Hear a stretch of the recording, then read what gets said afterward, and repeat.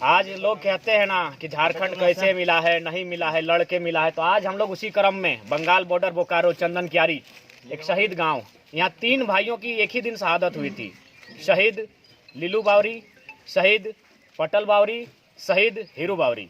और आज हम लोग उस स्थल पर हैं। हर झारखंडी को जानना चाहिए, हर झारखंडी को समझना होगा कि हमने झारखंड कैसे लिया है। आज हम लोग उस स्थल पर हैं जिस स्थल पर उन तीनों भाइयों को एक ही दिन गोली लगी थी, 1 नवंबर 1978। उनके पुत्र सामने हैं, यहाँ पर ग्रामीण हैं, वे बता रहे हैं, आप देख सकते हैं पीपल का पेड़, इसी पीपल का पेड़ से वे गोली से बचने के लिए छुपे थे तीनों भाई। जी हाँ, झारखंड ऐसे नहीं मिला है। झारखंड सैकड़ों शहादत संघर्ष के बाद मिला है मेरे साथियों। झारखंड को बना के रखना, बचा के रखना हमारा आपका जिम्मा है। यह पेड़ जिसके सामने शहीद लीलू बावरी, शहीद हीरू बावरी, शहीद पटल बावरी तीनों सगे भाई थे। जयतारा गांव 1 नवंबर 1978 को यही उन्हें गोली से भून दिया गया था, तब आज हमें झारखंड मिला है। तो उसी क्रम में हम लोग जानने का प्रयास करते हैं। उनके पुत्र हैं सर जोहार। तो आप लोग थोड़ा बताइए उन शहीदों की याद को, झारखंड वासियों को उनकी याद को बताइए कि कैसे झारखंड मिला है। आप इस क्षेत्र के बारे में बताइए, आप शहीदों के बारे में थोड़ा बताइए।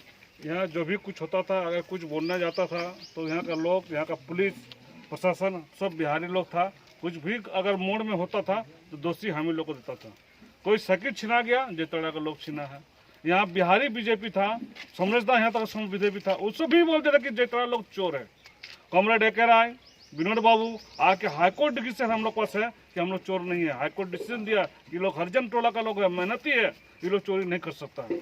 मगर फिर भी पुलिस प्रशासन को लेकर 1 नवंबर का रात को आके हमला बोल दिया। लोग पूजा की तैयारी कर रहा था, मगर हम लोग उस समय मेरा उम्र 6 महीना का था। माँ मेरे गोद में लेके हुई थी, न तो उस दिन हम अगर माँ का साथ नहीं था, माँ भी मेरा डेट कर सकता था। मैं उस समय हम गोद में थे, माँ बोला तुमको छिपा के मिट्टी के गोद में घूम गए, सो गए और तुम्हारे बाप को 10 गोली मार दी। यहाँ लोग बोलने लगा कि देखिए सुबह आइए, हम लोग का नेता अभी नहीं है, आएगा विनोद बाबू तभी हम बात करेंगे। विनोद बाबू का डिसीजन था कि हम आएंगे तभी लोग कुछ कीजिएगा। मगर रात को पुलिस आके ये लोग का मांगने का काम किया। ये लोग अगर जिंदा रह गया तो झारखंड को लोग छीन के ले लगा और हम लोग यहाँ भागने का काम करेंगे। यही सब चीज हुआ। आप सुन सकते हैं, अगर आप इंसान हैं तो उस दर्द को समझ सकते हैं। 6 महीना हमारे बड़े भाई 6 महीना माँ की गोद में थे और माँ कहती है कि तुम्हें बचाने के लिए वह घर में जाके छुप के सो गई। लेकिन जैसा कि रात को अचानक दमनकारी पुलिस, मैंने बार बार कहा है कि ये लोग अंग्रेजों से भी बुरे थे जिन्होंने झारखंड पर शोषण किया है, ये हिटलर से भी बुरे थे और आज भी वही कर रहे हैं। जी हाँ, 1 नवंबर 1978 को रात में ये गांव में आते हैं और तीनों शहीदों को गोलियों से और उनके पिताजी को 10 गोलियां दागने का काम करते हैं। और लोग कहते हैं झारखंड में भाईचारा की बात करते हैं, ऐसे नहीं मिला है। हमने रक्त रंजित इतिहास हमारा रहा है, तब जाके हमने झारखंड लिया है। 1 नवंबर 1978 एक काली रात जब तीनों भाइयों को प्रशासन ने गोलियों से मौत की नींद सुलाने का काम किया था। आज विकास दावी हैं, इस क्षेत्र को बहुत अच्छे से लीड कर रहे हैं, लोगों को समझा रहे हैं, हक के लिए बात कर रहे हैं। मैं इनसे भी जानना चाहूंगा, थोड़ा सा इतिहास को बताइए विकास। जी जरूर, मैं इतिहास बताना चाहूँगा कि देखिए जिस समय ये हादसा हुआ था, जिस समय ये घटना हुआ था 1 नवंबर 1978 को, तो उस टाइम हम लोग पैदा भी नहीं हुए थे। लेकिन मेरे बड़े पापा जो चाचा उन लोग से पूछते हैं तो उन लोग बताते हैं कि ये बहुत ही भयानक रात था, गाय जगा का रात था। बंगला में कहते हैं कि काली पूजा में जिस दिन, उस टाइम हम लोग के जो सांसद थे यहाँ पे, जो पूर्व सांसद जो अभी कॉमरेड एके राय जी थे, तो उनके माना करने के बावजूद भी प्रशासन ने नहीं माने। और जो भी यहाँ पे जो भी आसपास में, आस पड़ोस में कुछ भी घटना घटता था तो इन्हीं लोग का नाम आता था, जबकि ये लोग एकदम निर्दोष थे। रोजी रोटी करके, मेहनत करके, मजदूरी करके ये लोग कमा कर खाते थे और रहते थे, जीवन यापन करते थे। लेकिन कुछ लोग जो पूंजीवादी और किसी मतलब प्रशासन के जुल्म और अत्याचार के खिलाफ लास्ट में इन लोगों को कुछ एक्शन लेना पड़ा। और सबसे बड़ा दुख का बात यह है कि ये 45 साल हो चुका है शहादत दिवस यहाँ पे, लेकिन आज तक यहाँ बहुत सारे विधायक, सांसद, बहुत सारे मंत्री, मुख्यमंत्री और ना जाने तमाम बड़े बड़े नेता आए, लेकिन आज तक बहुत दुख के साथ कहना पड़ता है कि हमारे यहाँ जो 3 महापुरुष जिन्होंने जुल्म और अत्याचार के खिलाफ अपने प्राणों की बलिदान देकर इस क्षेत्र को जो मुक्ति दिलाई थी, लेकिन उन महापुरुषों को आज तक जो सम्मान मिलना चाहिए, लेकिन आज तक किसी सरकार ने नहीं दिया, किसी विधायक ने इनका आवाज तक विधानसभा में नहीं उठा, ना किसी संसद ने लोकसभा में उठाया, आज तक इन्हें शहीदों का दर्जा तक नहीं मिला। लेकिन मैं आशा करता हूँ, उम्मीद करता हूँ हमारे भाई जयराम बाबू से कि इस बात को आगे, अगर मैं चाहता हूँ कि वो बहुत आगे जाए और उनके साथ पूरा सिर्फ जयतारा वासी नहीं है, पूरे झारखंड के लोग हैं, इनके विचारों से प्रेरित होकर इनसे जुड़ रहे हैं। और हम चाहते हैं कि वो बहुत आगे जाए और जो झारखंड में सिर्फ जयतारा में नहीं, झारखंड में जितने भी शहीद हुए हैं, जिनको आज तक सम्मान नहीं मिला है, उनको ये सम्मान दिला है। इन्हीं से मैं यही सब आशा करता हूँ और इतनी बातों को कहकर मैं समाप्त करता हूँ।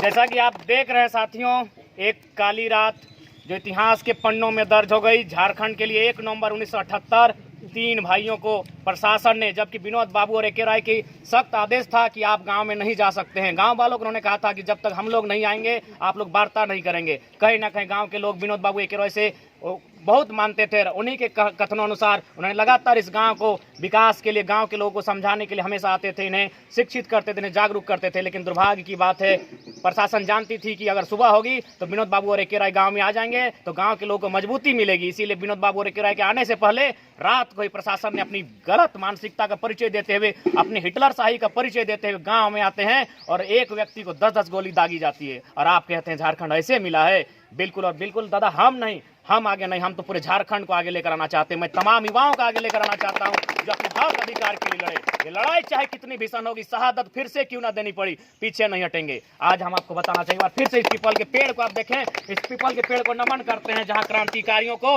एक क्रांतिकारी को सीने में 10-10 गोली रात के अंधेरे में दागी गई थी। ये बेमनस्य लोग, और आज कहते हैं भाईचारे की बात करते हैं। बिल्कुल नहीं, मेरा अधिकार पहले मेरा मिलना चाहिए। आपका अधिकार हम छीनने नहीं गए हैं। झारखंड में झारखंडियों के अधिकार की बात होनी चाहिए। और बिल्कुल मैं जयतारा गांव से ये संदेश देना चाहूंगा, जहां जहां मैं जाऊंगा, जहां जहां मैं अपनी बातों को रखूंगा, मेरी बात और एक बात यह भी रहेगी कि तमाम शहीद, उन्हें पहले मान सम्मान के साथ शहीद का दर्जा दिया जाए और उनके परिवार को अनुकंपा के माध्यम से नियोजन में सुनिश्चित किया जाए। ये बात भी हमारी गूंजेगी, क्योंकि शहीद, मैंने बार बार कहा है कि हम नेताओं को बाप मानते हैं और आंदोलनकारी जो हैं उनको माँ मानते हैं, और दर्द माँ को होता है। इसलिए मैं आंदोलनकारियों के सम्मान के लिए जहां तक जाना पड़ेगा हम लोग अपनी बातों को मजबूती के साथ रखेंगे। और इनसे प्रेरित होकर पुनः एक बार नमन करते हैं शहीद हीरू बावरी, शहीद पटल बावरी, शहीद लीलू बावरी। उनकी आज धरती पर आकर हम लोग भी धन्य हुए। जोहार दादा, उनके पुत्र हैं, आप एक बार देख सकते हैं। दादा, हम लोग बिल्कुल इस लड़ाई में आप अपने पिता की तरह मजबूती के साथ हमें भी मार्गदर्शन करेंगे। बिल्कुल ये लड़ाई झारखंड फिर से किस साल बाद जागा है, और जागा है किस लिए, इन्हीं शहीदों को देखकर जागे कि जब हमारे पूर्वज लड़ सकते थे, रात के 10 बजे 10-10 गोली खा सकते थे, तो हम भी उन्हीं को देखकर, उन्हीं के पद चिन्हों पर चलकर झारखंड को नया झारखंड बनाएंगे। जय झारखंड, जय भारत।